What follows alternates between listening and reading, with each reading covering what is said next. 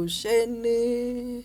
Good day. I'm greeting you all the way from South Africa, Johannesburg. My name is Pastor Miponi Muluti, and this podcast is titled God's Design, the Family Blueprint. So, on this podcast, we look at anything family, anything that affects family from or impacts on families, on family values, on Christianity, or the way we look at family from the Christian perspective.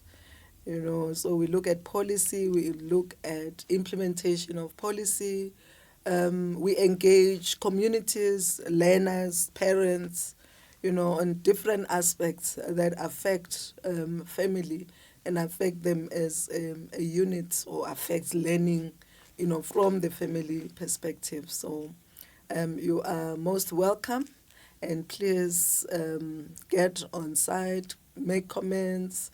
If you have any suggested topics, talk to us, so we'll be able to engage you, on that. So today I have with me here a very special guest from the National Department of Basic Education, the Chief Director responsible for governance and management, Dr. Ndlebe.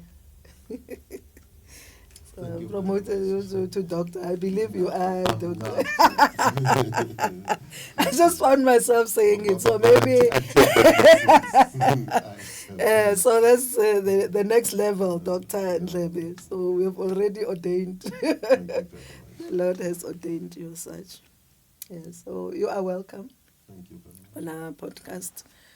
So thank you so much for making time to come on a Saturday to be with us, on this day. I believe that our discussion will really provide more lights and insight into what the department is doing, and particularly on the bill that everybody is talking about, the Bella Bill, how it impacts family, what is it, and what are the plans around it. There's a lot being said, and I believe that you'll be able to shed some light around that. But to kick off, maybe let's just look at your portfolio. You are responsible for governance and management. What does that really entail? Yeah, management and governance is just one of the responsibilities that have been given. The Chief Directorate is responsible for all district offices in the country. Oh, okay. So, you'll have a country, you'll have 9 provinces. Each province will then be broken into districts. And then those district offices are then given us as a responsibility to manage from the national office. Okay. Besides districts, we then deal with what you indicated as management and governance. That actually means departmental heads, deputy principals, and principals in the country. There are over 24,000 principals in the country. Oh. So all policies and guidelines and everything about them then becomes our responsibility. Okay. That is linked to school governing bodies themselves, their elections, their rules that governs them, how they operate, and the monitoring thereof, and the challenges that come with is part of that. Another thing that is thrown in there are independent schools themselves. Oh, okay. So all the independent schools, then we try and monitor them from national office with that regard. Okay. But remember, our work is through provinces, so we work through provinces to achieve what we do. Okay. Thank you for shedding that light. So, Bella Bill, it's, there's always a buzz, on social media. People talk about the Bella Bill. I was talking to people last week, and just to see how many people are still ignorant about what is happening in their own environment. I was talking to somebody who said, "Oh, thank you for shedding some light around the Bella Bill. I don't know anything. I don't get involved, you know." So would like people to understand what it is, what it entails, and the problem statement it is addressing, you know, basically, and how was that arrived at, that these are the key things, you know, that the bill needs to address. If you can just talk to us about that. Yeah, you know, education is run basically by one act that is called the South African Schools Act. That's how schools are managed and governed by the department. I know there are other pieces of legislation like the National Education Policy Act, but the Bible that drives schools is called the South African Schools Act, which came in 1996. Now, it has been a long time that the act has been in place. So there are changes in the country. There are changing dynamics. The country is not what it was 30 years before. So we must keep abreast with the changes that are happening. And what the Bella Bill is about is to look at certain sections of the Act that may not be relevant now and look at the improvement thereof. There has been a lot of court cases and court judgments where the department was taken to court. So there were court rulings that the department is expected to abide with. And when we look at the country as a whole, we're looking at a country that is a signatory to all global treaties in the world. South Africa has these treaties with Commonwealth, it has treaties with the African Union, UNESCO. So we as signatories to those, we need to have laws that are aligned to those.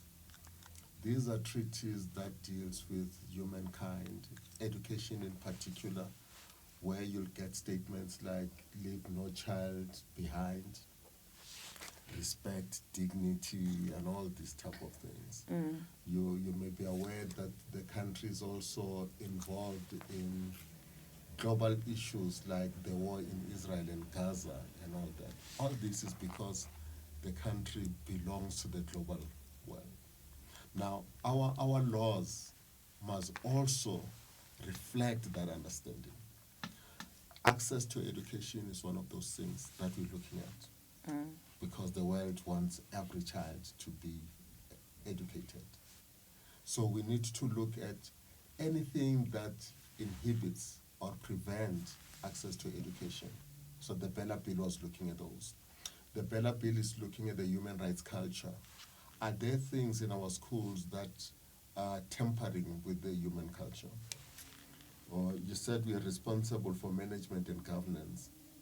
Is our management and governance up to scratch? Are there things that we can improve in terms of management and governance? And when you look at the Bella Bill as a whole, it started looking at those issues. What did the court say about our operations and laws? What are we doing right or wrong? What are the things that prevent children from going to school? So if I have to take them one by one and look at access to education, the very first most important thing is allowing children of 5 years old to go to school. And these are called grade Rs. The original SASA will define schooling as grade 1 to 12. Yeah. And we're saying it's too late to allow children to start schooling at the age of 6. They need to start a little bit earlier. At the moment, there are schools that are offering grade R. There are grade Rs that are happening in community centers, but these are unofficial. Okay. So if we have to educate our children, we need to go a little bit back and have a curriculum that is offered to these children so that by the time they turn 6, there are children that are ready for schooling. Now, those who are doing grade R, even when it's done at school, it's parents that are funding it. It's parents that are paying for the books and the tuition and the nutrition of those children. Whereas when they're in grade 1, the state takes over. So we want to introduce grade R so that these benefits that are given to grade 1s are also afforded to grade R. So if the Bella Bill gets passed and it becomes an act, it means even the teachers that teach grade R need to be recognized in schools, and they form part and parcel of the post-establishment, because at the moment it's parents that are paying for those teachers. So that is one thing, open access to education. Okay. Then when you talk about access to education, South Africa is a very diverse country. We call ourselves a rainbow nation. We say we are constitutional democracy. We say as South Africans we have 12 official languages and so on. But when you go onto the ground, you find that this is not so, because there are languages that sometimes are predominant to an extent that other languages are then not taken very seriously. So if you look at the country now, children that are starting schools, especially those who live in suburbs and all on, tend not to even know their home language anymore. They don't speak their mother tongue anymore. So there are languages that get promoted. And this creates a division, as if there are a group of children that are not intelligent, because they have to struggle with the language issue first in order to understand the concepts that they're teaching. So the Bella Bill is trying to say, can we respect all languages and open them up? If you happen to buy a house in a particular suburb as a Motswana or a Mosotho child, and you are many around that vicinity, there should be no reason why a Setswana or Sesotho language cannot be offered in that particular school. Because it's like every child must do English and Afrikaans and forget about their home languages. Now, we're saying in the Bella Bill, communities themselves and the school governing bodies must decide on the issues of which language must be taught in there. So the SGB has the authority to determine the language policy of a school, working together with the members of the communities in there.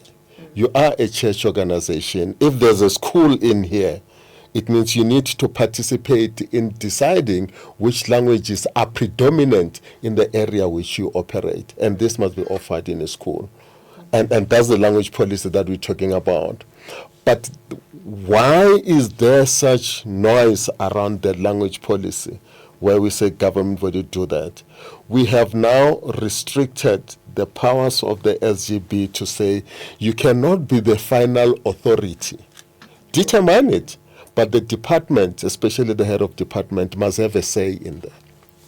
How this comes about, Pastor, is should there be a group of learners who needs to be taught in a particular language, and then the school governing body is engaged to introduce that type of a language, the department must have a say that yes. But currently, the law doesn't allow the department to intervene. That is why in most of the schools, it's a particular language that is offered, and that's it. Your child then gets forced into learning in a language that is not his. But I want to give you an example, which I keep giving every time. You go to Rustenburg, you go to Marikana, it's a Tswana area. But the people who live in Marikana are not Tswanas. It's basically Xhosas, most of them. But the language Xhosa is not taught there.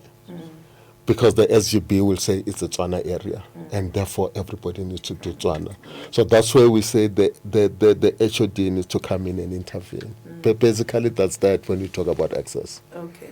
I just want to take us back to one of the issues that you raised about what informs policy. So how do we bridge, what is out there within the international community and what the needs are on the ground. Because you said that there are treaties, for instance, that our government would have signed, but how are those things impacting, because I would like, personally, I would like to see us informing what should happen there, not the other way around, where the international community determines what should happen in different nations, South Africa included. And the reason why I'm asking that is because we have seen a lot. So it's not only South Africa where people are fighting over the Bella Bill. We have seen in America and many other parts of the world where there is a move to bring about certain changes, in as far as education is concerned, and accommodating many things. And I'll give an example. People are up in arms in America, in one of the states where a bill was passed that basically says that the parents do not necessarily have a jurisdiction over their children, and that responsibility is given to teachers, and particularly around the issue of sex, gender clarity, sex education. At what level is it given? And we have seen a lot of people go for sex change because they were encouraged, by, I wouldn't say the school, so it's probably individuals within the school, who believe in, things around LGBTQ, for instance, who would encourage their teachers, who would encourage people or learners, to go that route. And we have seen reports where children had gone for sex change without their parents' consent. So one of the things that people were fighting on, that I've seen online at least, is fighting around the responsibility of the parent vis-a-vis the responsibility of the teachers. Where do we draw the line?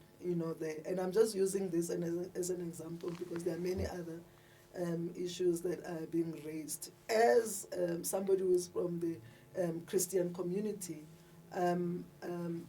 based on the things that I believe in, I wouldn't want my child to go to school and be told you are not a girl, you can be a boy if you want to, or something like that. I wouldn't want for my children, grandchildren to experience something like that based on the principles that we believe in. I know that, the South Africa is a predominantly Christian community, so in the drafting of the bill, did we look at that? What are Christians saying? How is it going to impact? If we open, we see on TV every day, it's flashing everywhere, LGBTQ. So it means, as a Christian family, I would want to protect my children from that because it's not things that we believe in, But what about in schools where kids might or can be exposed to such things, And most of the people that I've come across online, they would have, the teacher would have signed, I don't know how it happens, but maybe you can shed some light on that, where the teacher would have signed the child when the parents did not have, the rights to, or the right of refusal or the right to guide their children in instances like this. So what I've understood people are raising, even in terms of the Bella Bill, it's also around the whole issue of sexuality.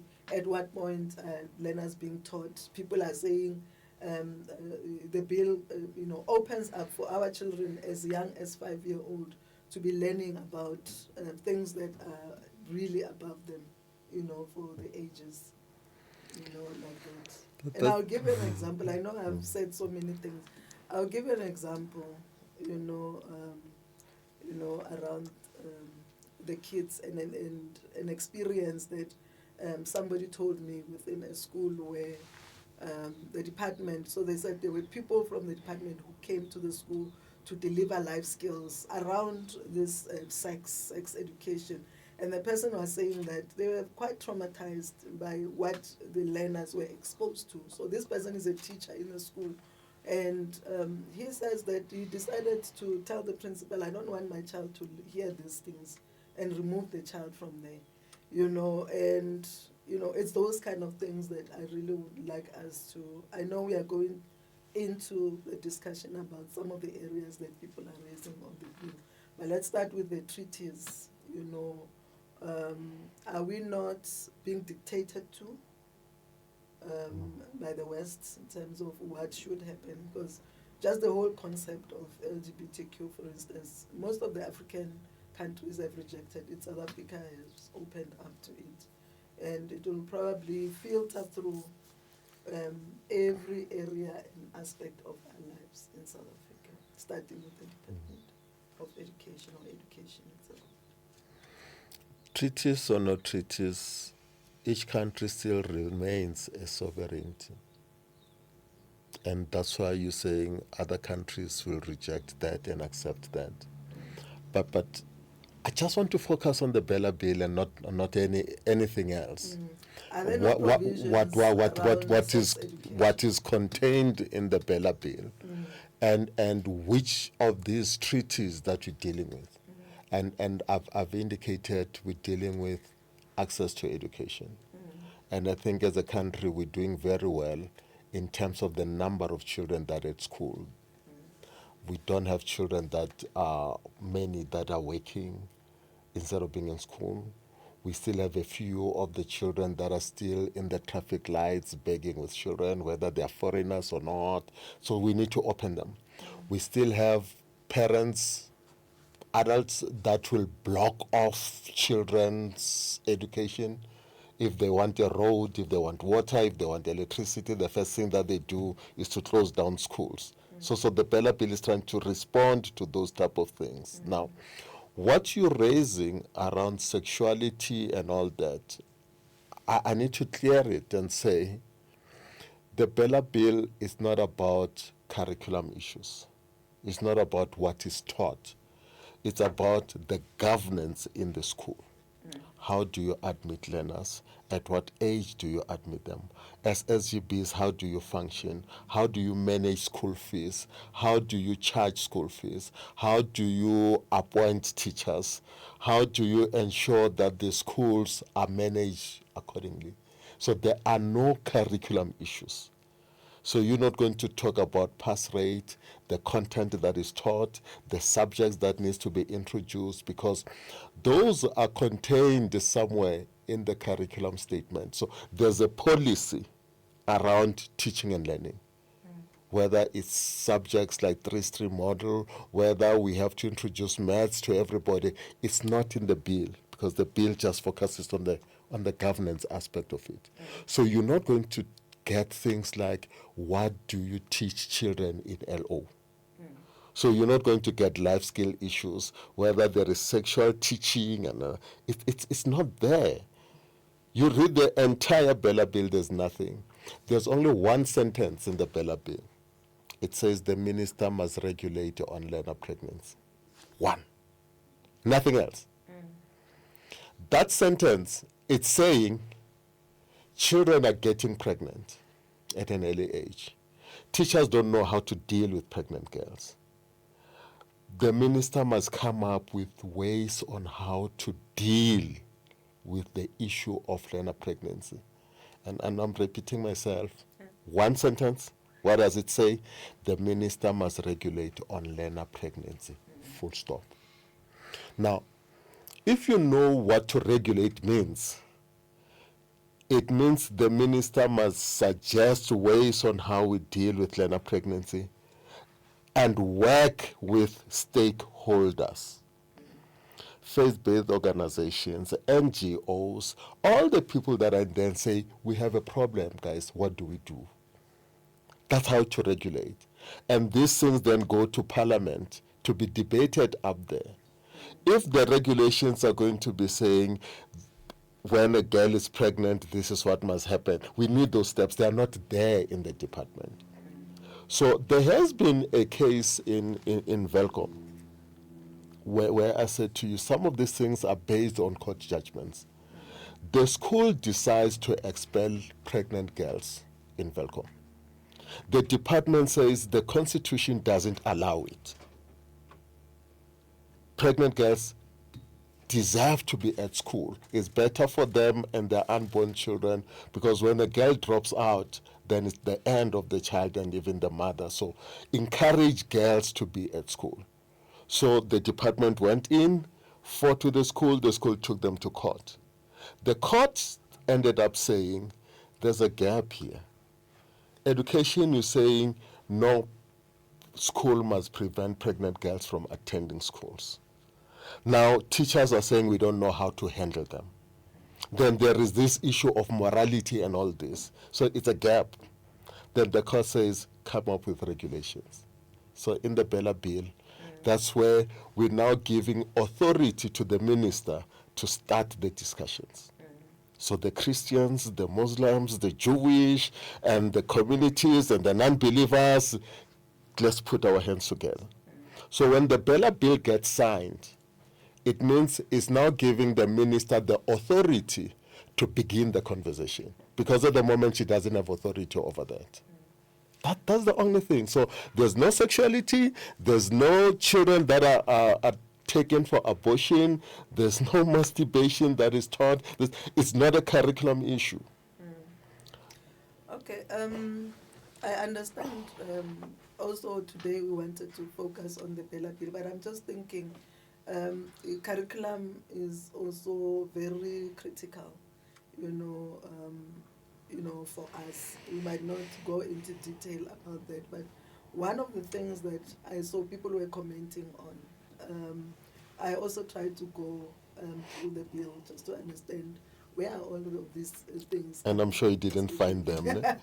Especially that. But parents are up in arms because they believe, so maybe it's from the department side to come out to say, okay, this is what the bill is all about, so that people on the ground can understand, what it is. Because everybody, when you talk to them about, so no, I don't want my child to be put through sex education at 5 years old. Because that's where they are at. So maybe it's from lack of adequate information.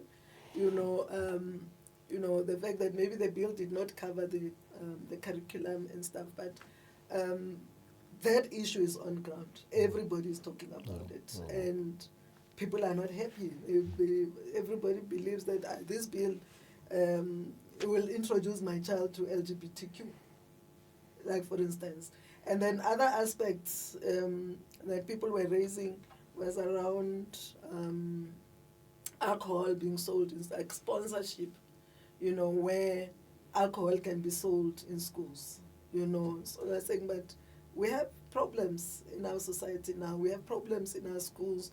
Last week I saw a video of a learner who was drinking lengolongolo in class, and they took a video of her she was just drinking. So there are issues, there are many other issues. Allow me to clarify these things. The fact that there are no curriculum issues in the bill is not a mistake. The fact that there are no other issues like infrastructure and pit toilets is not a mistake. Okay. It's what does the South African Schools Act deal with? So those provisions are in the Schools Act. These things that are not there is because they are not part and parcel of what the Schools Act must have.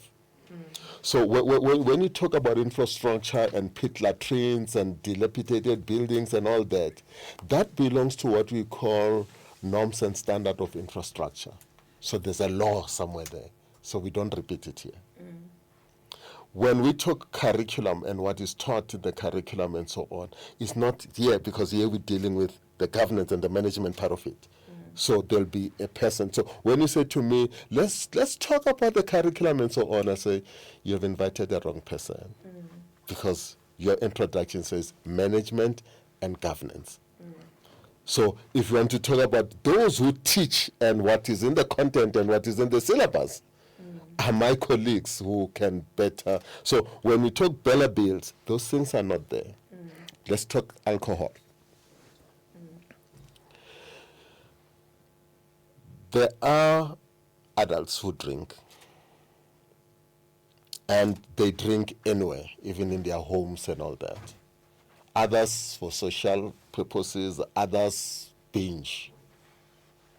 Now, there are schools in this country that would thrive and make an income through the sales of alcohol. I want to be very slow when it comes to this. There are schools that do well in cultural activities and sporting activities compared to others. Can I be specific? Cultural activities and sporting activities are dying in our township schools and in our rural schools. It is these former modesty schools where you wake up on a Saturday from 7 o'clock, the child is at school on a Saturday. They are playing these big fixtures and it's glamorous, it's beautiful. It's parents who support these children, taking them to those events, and these are drinkers. So for him to be there from 7 until 6 p.m. cheering the child, They want to have a bottle you of beer. want to have a glass. He wants to have a glass. So why do you want to prevent them? Because these are drinkers. So what we were trying to do as a department was to say there are schools that sells alcohol in these activities. Can we regulate it? Can we have a way that when a school wants to do that, apply, get investigated, check where this alcohol will be sold, check whether the children will have access to that, separate where these classes are being sold and all that, then we have a checklist of those things. That's what was in the Bella bill.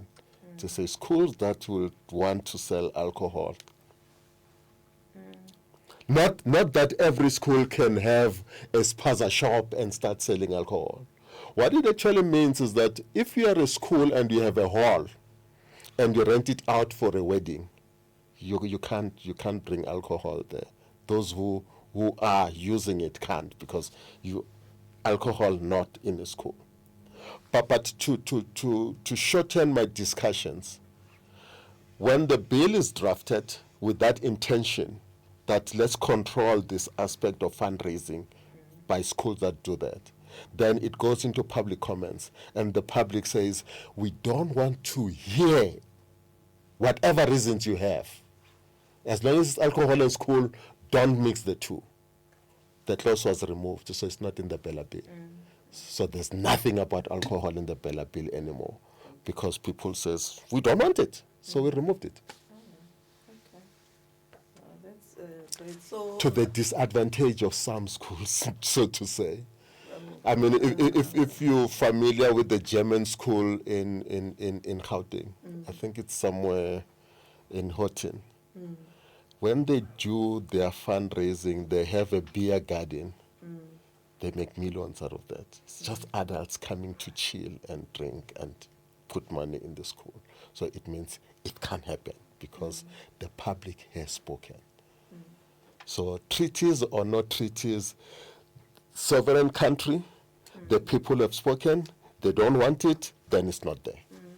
but what has been the communication process around The these Bella issues? bill. Because there is around the Bella bill, because the issues that I'm raising, it's what is out there. It is. People are making a lot of I'm noise very about much this. aware of that. Let me tell you what the problem is. This Bella bill has taken close to 8 to 10 years. Really. And you're just getting it now. Because it goes from sections to different stakeholders and all that. Now you're catching it in Parliament. The parliamentarians will have to receive this bill and consult communities. And when they consult communities, they then ask the questions, what's your view about this? The intention is that members of the public are supposed to say, that clause, we don't like it. Replace it and make it look like this so that you strengthen what the Bella Bill is all about. And any law, whether it's NHI or whatever, when Parliament goes out into the public, they're saying, what do you like? You must say, I like that, but I don't like this. So when Parliament went out twice through the NCOP and the National Assembly, there were good ideas that came in. One of them is the removal of alcohol, which we did take out. When we talk about admissions of learners in the language policy, there were a lot of rules there that says SGB develop this, send them to the department must approve, and they must have 60 days to do that. And the public says, no, it's cumbersome. We remove those things. So that is the idea. But then the bill came in at the time when we were about to go to our national elections. And then political parties saw that as a vehicle to then prepare themselves for the election. And then you get statements that says, we don't support the Bella Bill in its entirety. And I said, but are you worried about Grade R? Seriously? Are you worried about, what is it? No, we don't like it. And I'm sorry to say, Christians became the worst enemy of the bill because they read things that were not there. And how Christians came in as villains in there. They are the ones that produce more videos. They are the ones that criticize a lot. Because, of like the example that I Yes, gave. it's like a fear that now my child LBG, now my child abortion, teachers are going to be expected to refer children for abortion and all that without my consent. Now children are going to be taught abortion. Now children are going to be taught all these things. So it's Christian that was saying, we are under attack. And then because we don't read, we then took these videos and social media as the source of information. And we believe what was in there. And here you are with me saying, these things are not in the bill completely. So what was this all about? I want to believe probably it was fear that, look, maybe we are being attacked. And this is also linked. For me, it's also just about carrying the people along. Yes. Because, you look at legal terms, you look at all of that. A lot of people are not learning. You just see one line. Like one line is alcohol, yes. So this is too big. But So I think the issue for me also is, about, so it's not only from from the Bella Bill or Education Department. It's happening everywhere where people feel that they are not carried along for them to understand. TikTok is powerful. TikTok is powerful. So sometimes using those platforms. No, we do, my tell dear. us, We do. This conversation is important. We So do. people- If you could Google my name, just Google it. You'll see it's a lot that is in there. So when we open up, when Parliament open up these discussions and we're meeting people in there, these meetings were started by me explaining, this is the Bella Bill, this is not there, this is not there, this is what is there. Please give us ideas around it. When I sit down, the first person that will stand and say, we don't support this Bella Bill because it will bring abortion. I've just said that. So for me, it was not sometimes because people don't understand. It was because there were this agenda. Yeah. And what is shocking is that even the parliamentarians themselves were sending videos that were not correct. Okay.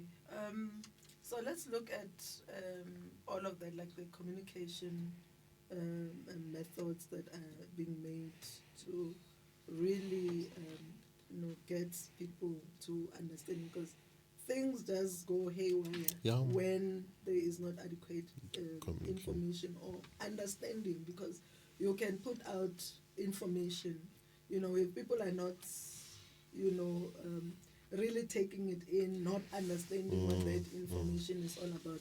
And I want to just raise, an issue that somebody said to me. I don't know how far true that is, but with many of the bills and the policies, this is what people normally say. So with the Bella bill, I also had something like that, people were taken in to review the draft policy at that time to make inputs into the policy. A person told me that in Pretoria, people were called in. There were two venues, for instance. The one venue was full. People were put in the other venue, which was bigger. But people who were in the second venue, they didn't really get an opportunity to interact, with the bill. It was mostly people who were in the other venue, yet their signatures were taken, at that time when they didn't get involved in something like that. So this happens, this has been the feedback. And the second feedback, I was talking to somebody about the Intellectual Property Act, which is being reviewed. So the person said it's been to different provinces where discussions were made, input were made. So ultimately those inputs were not incorporated into, the closer to the final draft. So meaning that, for them, they feel there's an agenda to push certain things, from different political parties, or the department. Fortunately, I've been there in almost all these interactions. I've been there in the discussions in Parliament. And what I could say to the people is that when you are asked to give inputs, it's not a referendum. It's not a vote. It's not an election. We go clause by clause.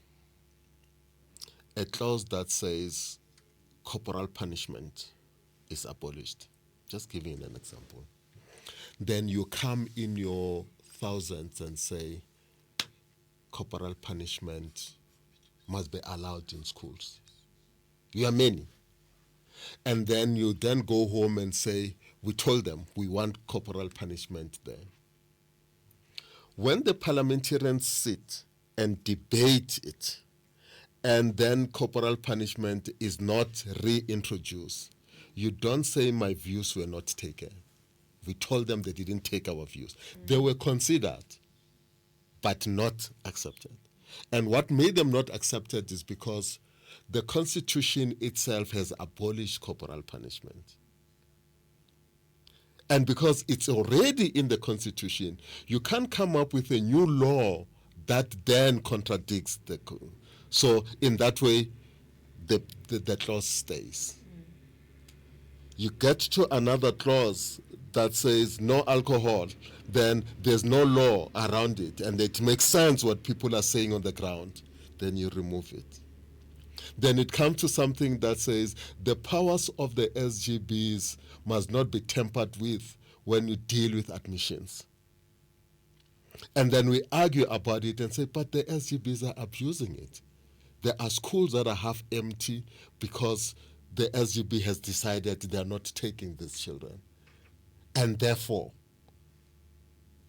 the law must allow for the department to intervene. So those who wanted the SGB to remain with those powers will then say, our views were not taken. They were considered, but unfortunately, they fell out.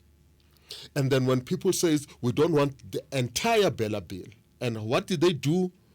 They brought buses to the hearings. They brought boxes of people that are rejecting the Bella bill. Then when the parliamentarians sat and go through the process, here are millions of people that are rejecting the Bella bill, but they're rejecting it on what basis? On the basis of abortion, on the basis of sexuality, but it's not in the Bella bill. So what happens? The Bella bill passes.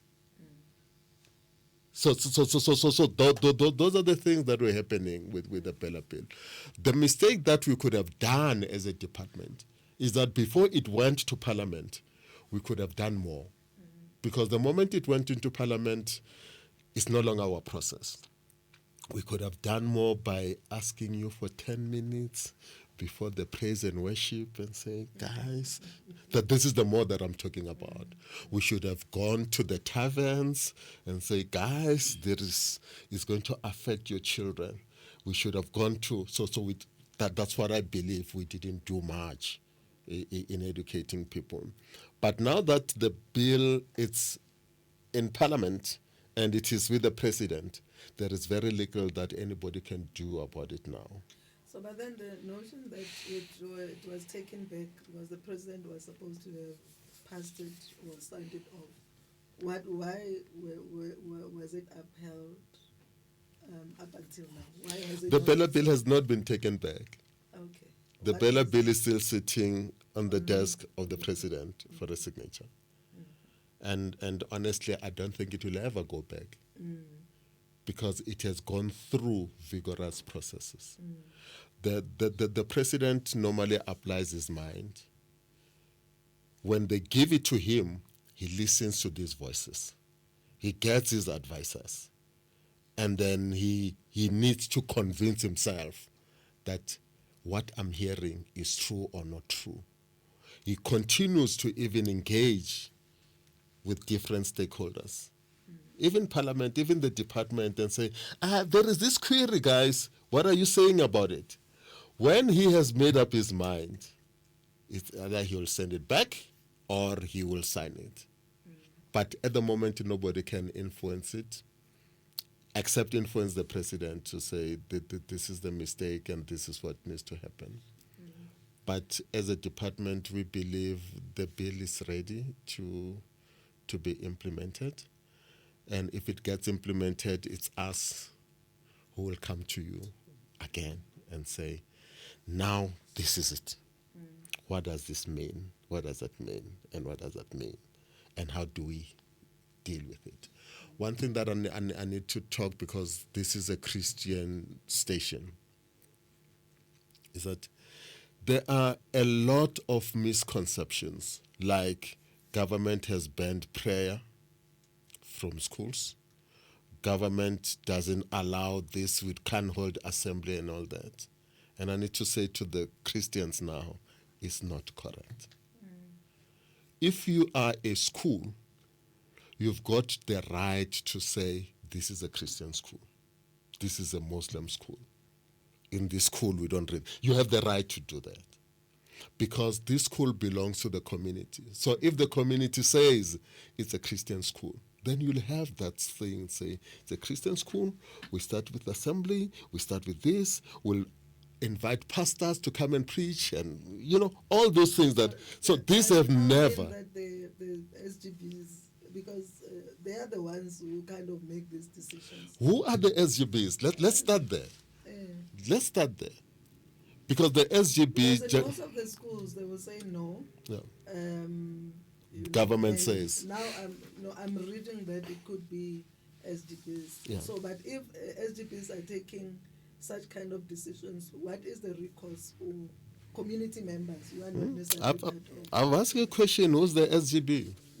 Because for me, the SGB, it's parents that appoint certain parents to represent them. The SGB is teachers that elect teachers to represent them.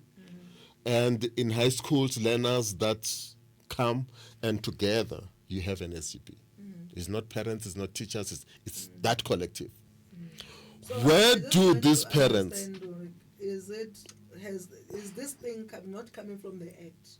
So is it coming from the schools and the management of the schools who are saying, because they are using the department's name to say, no, it is coming from the department. You said it, I didn't say it. Because I wanted to say, who puts parents there? Members of the community. Yourself, the church. When they are there, what is their job? To represent the community in the rules and regulations of a school. Now, if they don't do what you want, what do?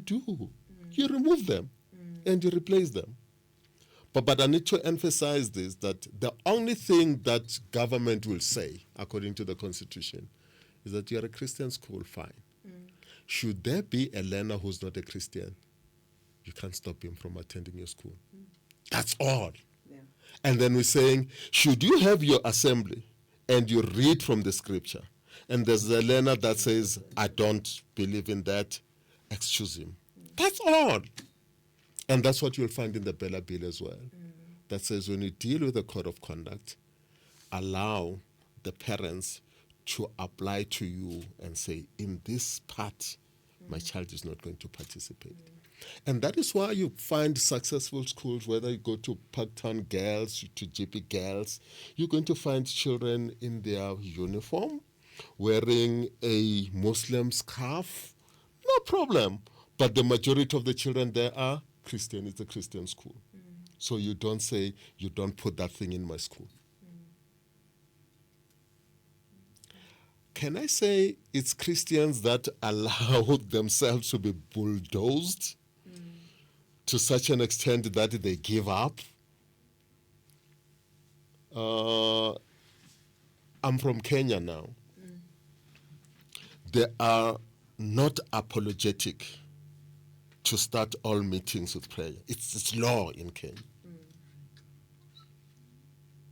And South Africa will say, we are a Christian country, we have more Christians, but we're not starting our meetings with a prayer.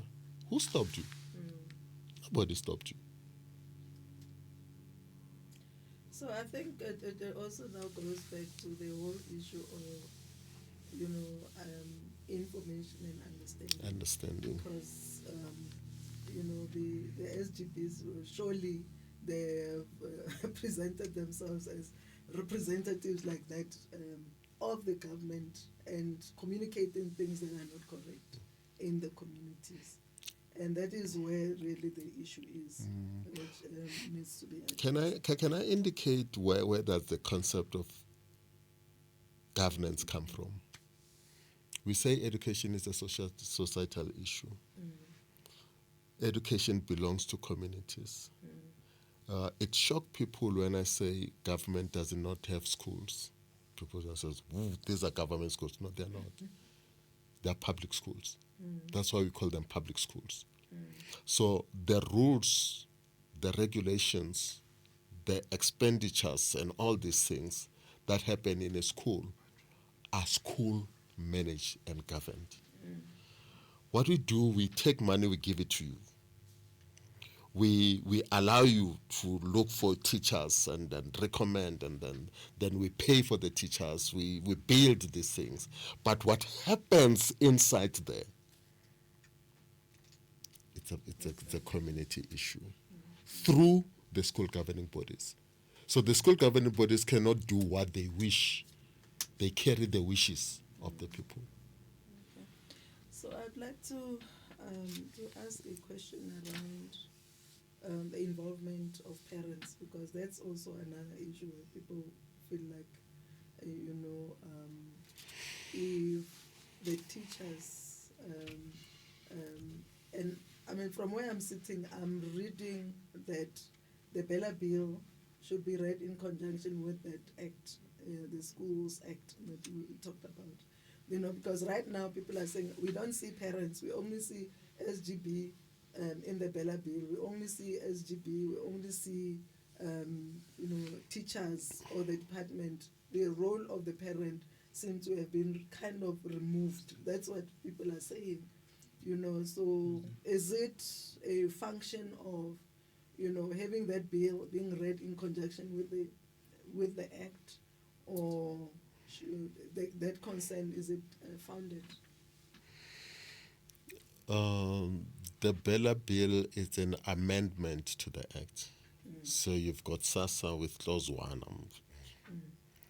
Then we were looking at what is wrong with these clauses. Then we say 4 has a problem, amend, change it.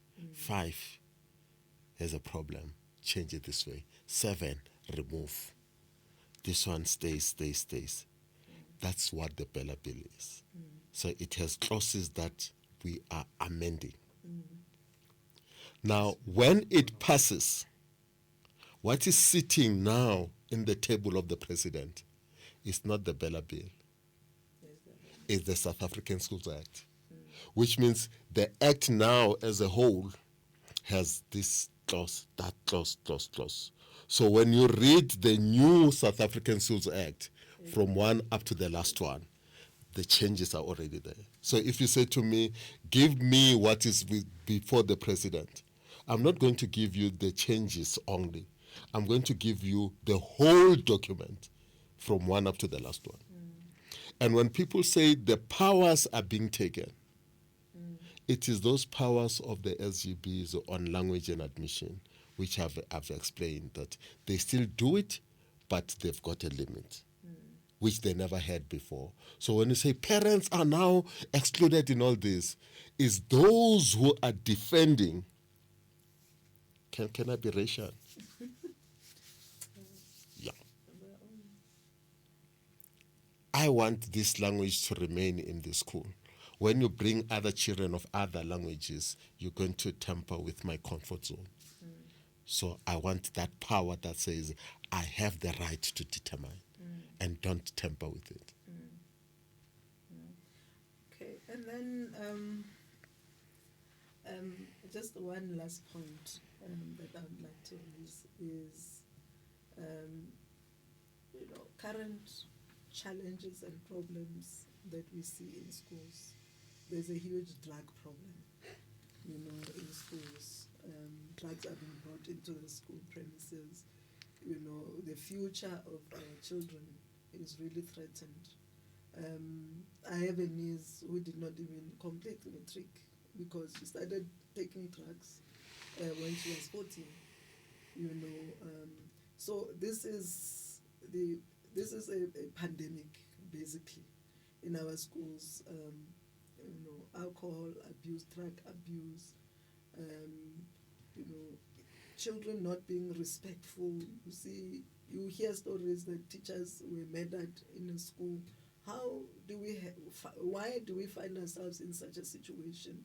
And from the provisions of the Act or the current bill, what are the plans? What is the solution or envisaged solution to deal with, the current social ills that we see within the school premises?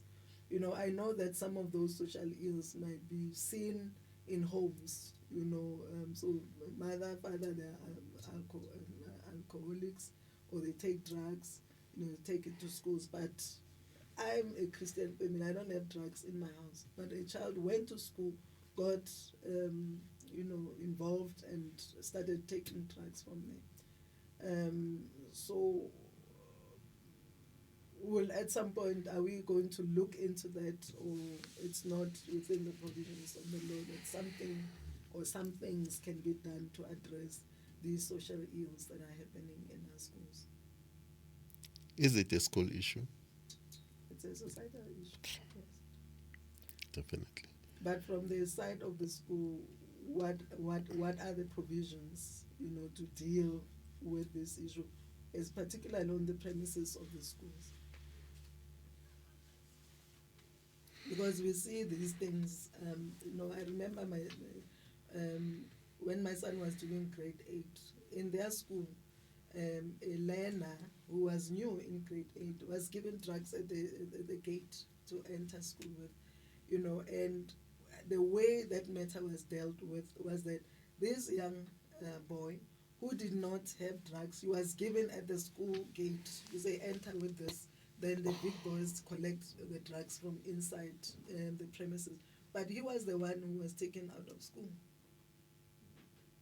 at that time. So we have like those social issues, which also taking place in the school premises. The role of a teacher is to teach. Discipline is something that is the responsibility of the parent. Now, we expecting our teachers to teach, to discipline, to police, and all these type of things.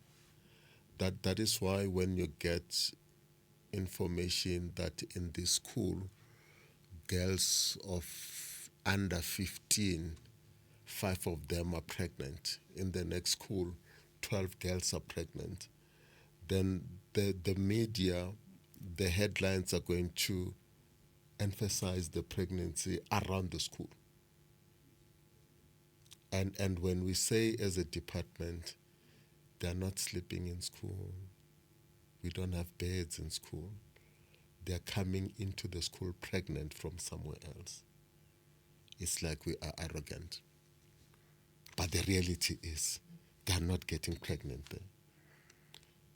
Then the school gets blamed for this high rate of pregnancy. The drugs are not manufactured in the school. They come from somewhere else into the school. And the role of a teacher is to get children in the class and teach.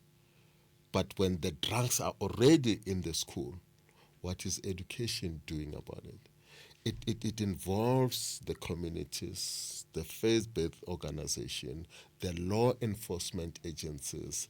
It involves even the courts in order to deal with it. Because if we talk about communities, you know where Nyaope is manufactured and where it comes from. You know who the drug dealers are. You know who's supplying all those. But the communities will not deal with this. But when the children start using these things, what is the school doing about it?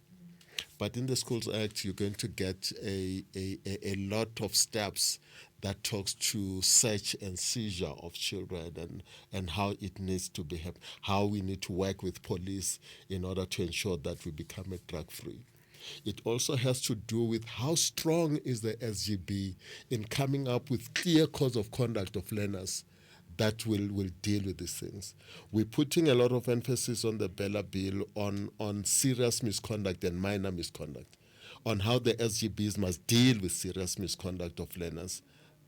Sometimes the SGBs would not know how to deal with a child that is involved in a rape, that is involved in stabbing and killing and all that. So in the Bella Bill, you're getting to get how the SGBs need to deal with these type of issues. But they will never win the battle as long as there are bystanders who are not participating fully. Play your part, preach, moralize, show people what to do, get involved in it, get other organizations as well, so that the school becomes this sacred type of an environment.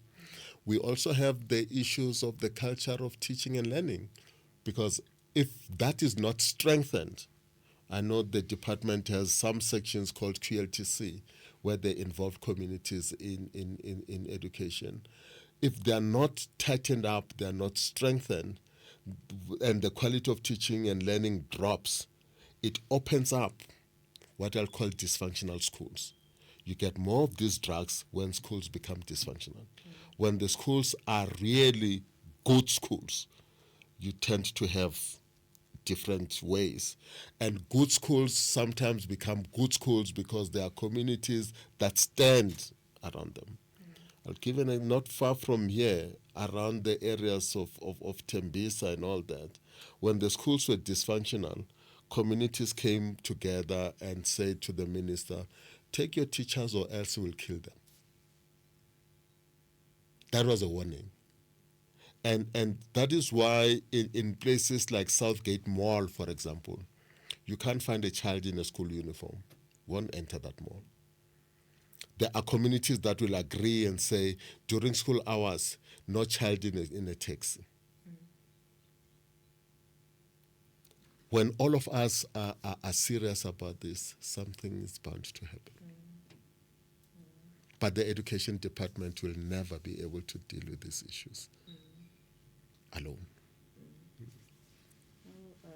That's a critical point. I think for me, it's just the discovery around the role of SGBs and how they've been kind of abusing the power over communities, which is something that we really would like to engage on,